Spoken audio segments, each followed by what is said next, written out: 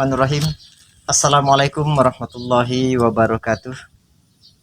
Alhamdulillah wa syukrulillah wassalatu wassalamu ala rasulillah wa ala alihi wa sahbihi wa ma'wala.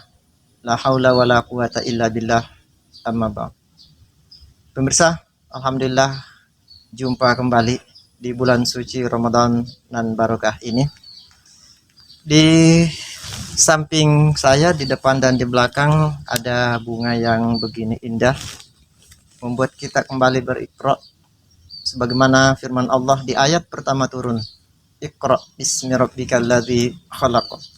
Bacalah dengan nama Tuhanmu yang menciptakan. Dari bunga ini kita belajar, dan dari penjual bunga kita bisa belajar bahwa dalam hidup ini kita perlu belajar dari penjual bunga. Penjual bunga itu tidak hanya berpikir tentang uang, bagaimana mendapatkan uang dari penjualan bunganya, tapi dia juga berpikir bagaimana merawat bunga-bunganya supaya nampak kelihatan indah.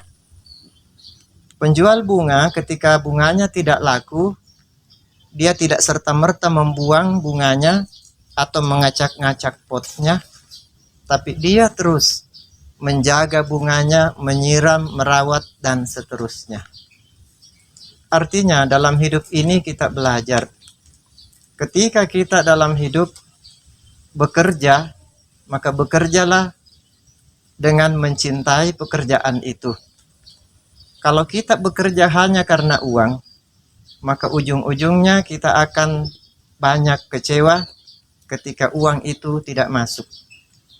Ketika kita hanya bekerja karena uang, maka ketika pekerjaan kita dengan uang yang kita hasilkan tidak imbang, maka ujung-ujungnya juga akan kecewa. Maka ketika kita belajar dari penjual bunga, apa yang kita bisa ambil hikmah darinya? Penjual bunga ini berharap dapat uang dari penjualan bunganya, tapi dia tetap merawat bunganya karena cinta. Karena bunga itu selain menghasilkan uang, juga menghasilkan sebuah keindahan. Dari warna-warni daunnya dan juga dari indahnya warna-warni bunganya. Artinya dalam hidup ini kita cari sesuatu yang mendatangkan keindahan. Kerja itu membuat kita sumpek, membuat kita bosan, dan membuat kita jenuh.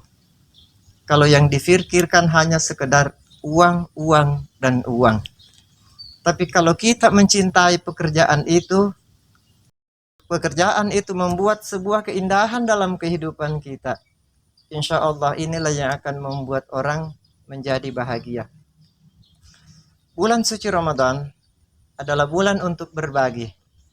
Keindahan itu muncul bukan karena kita diberikan sesuatu oleh orang lain, tapi karena kita mau berbagi untuk orang lain. Karena orang yang diberi dengan orang yang memberi, itu hati akan lebih puas bagi mereka yang memberi.